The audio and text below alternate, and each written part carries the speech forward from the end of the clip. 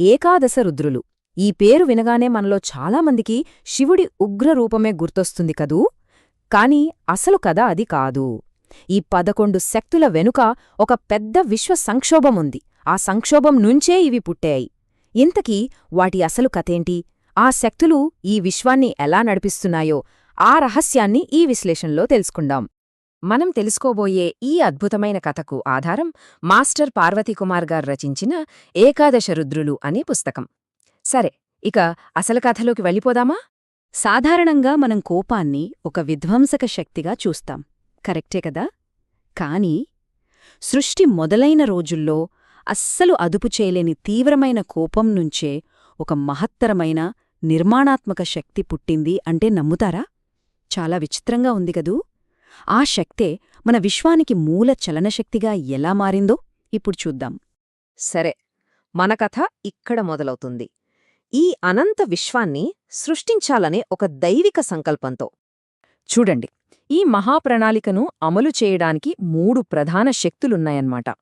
శివుడు సృష్టించాలనే సంకల్పాన్ని అంటే ఇచ్ఛాశక్తిని ఇస్తే, విష్ణువు ఆ సంకల్పం ఎలా రూపుదిద్దుకోవాలో దాని బ్లూప్రింటేంటో అనే జ్ఞానాన్ని అంటే జ్ఞానశక్తిని అందించి, ఇక బ్రహ్మ దాన్ని క్రియారూపంలోకి అంటే యాక్షన్లోకి తీసుకొస్తాడు.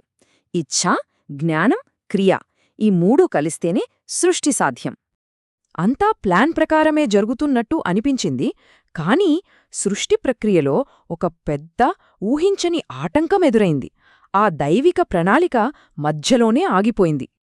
అవును, మీరు విన్నది కరెక్టే. సృష్టికర్త అయిన బ్రహ్మదేవుడు తన పనిని మొదలుపెట్టినా సృష్టి ఒక్క అంగుళం కూడా ముందు కదల్లేదు. మొత్తం విశ్వం అలా స్తంభించిపోయింది. అసలేమైంది? ఒక దైవిక ప్రణాళిక ఎందుకు విఫలమైంది? సాక్షాత్తు సృష్టికర్త ప్రయత్నమే ఎందుకు ఫలించలేదు? దీని వెనుక ఉన్న అసలు సమస్య ఏంటి? ఆ సమస్యే అహంకారం. ఈ సృష్టినంతా చేసేది నేనే అనే భావన బ్రహ్మలో కలిగింది. తన ద్వారా పనిచేస్తున్న అసలైన దైవిక శక్తిని ఆయన మర్చిపోయాడు.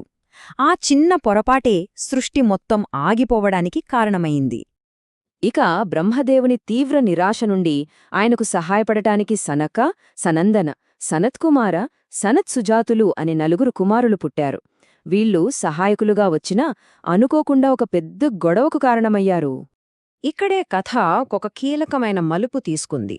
బ్రహ్మవారిని మీరు కూడా సృష్టికార్యంలో పాల్గొనండి అని ఆదేశిస్తే వారు తిరస్కరించారు. మా దృష్టి కేవలం దైవధ్యానం మీదే ఉంటుంది అని తేల్చి చెప్పారు. ఈ తిరస్కరణ బ్రహ్మ అధికారాన్ని ప్రశ్నించినట్టయింది. దాంతో ఆయన నిరాశ కాస్త అదుపు చెయ్యలేని కోపంగా మారిపోయింది. ఇప్పుడు మనం కథలోని అత్యంత ముఖ్యమైన ఘట్టానికి, ఆ విస్ఫోటన క్షణానికి వచ్చేశాం. బ్రహ్మదేవుణ్ణి అణుచుకోలేని కోపం నుండి ఒక కొత్త ప్రచండమైన శక్తి పుట్టింది. ఒక్కసారి ఊహించుకోండి ఆ దృశ్యాన్ని. ఆ వర్ణనలోనే ఎంత తీవ్రత ఉందో. అది సాధారణ జననం కాదు, విశ్వాన్ని కదిలించే ఒక మహాశక్తి విస్ఫోటనం. ఆ శిశువు గర్జన, ఆ రోదనే సృష్టికి కొత్త చలనాన్నిచ్చింది. రుద్ర అనే పేరుకు మూలం ఇదే అన్నమాట. ఆయన రోదనం అంటే కేవలం ఏడుపు శబ్దం కాదు, అది స్తంభించిపోయిన విశ్వాన్ని కదిలించిన ఆది కంపనం. ఆ వైబ్రేషన్ నుంచే సృష్టి మళ్లీ మొదలైంది. ఓకే, ఇప్పుడు ఈ అపరిమితమైన అస్తవ్యస్తమైన శక్తి పుట్టింది. మరి దాన్ని ఏం చేయాలి? దానికొక ప్రయోజనం, ఒక సరైన దారి చూపించాలి కదా. ఈ భాగంలో అదే జరిగింది. పుట్టిన వెంటనే ఆ శక్తి స్వరూపుడైన శిశువు బ్రహ్మను తన ఉనికికి ఒక గుర్తింపివ్వమని కోరాడు. అంటే నాకొక పేరు పెట్టండి, ఉండడానికి ఒక చోటివ్వండి అని. సృష్టికర్తకు తన అనాలోచిత సృష్టికి మధ్య జరిగిన మొదటి సంభాషణ ఇది. అప్పుడు బ్రహ్మ ఒక విషయం గ్రహించాడు. ఈ ప్రచండ శక్తిని ఒకే చోట ఉంచడం ప్రమాదమని. అందుకే దాన్ని మన ఉనికిలో ఉన్న 11 ముఖ్యమైన అంశాలలో విభజించి నివసించమని చెప్పాడు. సూర్యుని తేజస్సులో, మన ప్రాణశక్తిలో, పంచభూతాలలో, ఇలా ప్రతిచోటా రుద్రశక్తి వ్యాపించింది. దీంతో ఏమైందంటే రుద్రుడు ఒక వ్యక్తి నుండి ఒక విశ్వసూత్రంగా మారిపోయాడు. ఇప్పుడు మనం ఇంకాస్త లోతుగా వెళ్దాం. ఆ 11 రుద్రుల నిర్మాణాత్మక స్వభావాన్ని పరిశీలిద్దాం. ప్రతి రూపానికి ఒక నిర్దిష్టమైన పని, ఒక ప్రత్యేకమైన శక్తి ఎలా కేటాయించబడిందో చూద్దాం.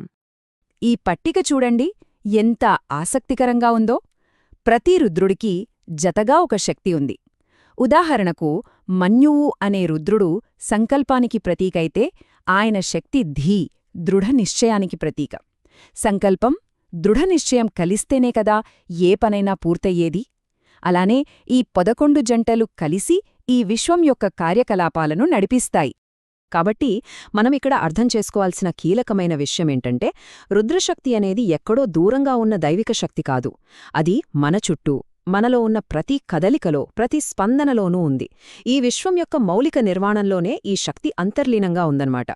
ఈ కథ మన ముందు ఒక లోతైన ప్రశ్నను ఉంచుతుంది. విశ్వాన్ని కదిలించిన ఆ ఆది కంపనం, ఆ రుద్రఘోష మన హృదయ స్పందనలో, మన శ్వాసలో, మన ఆలోచనలలో ఇప్పటికీ ప్రతిధ్వనిస్తూనే ఉంది.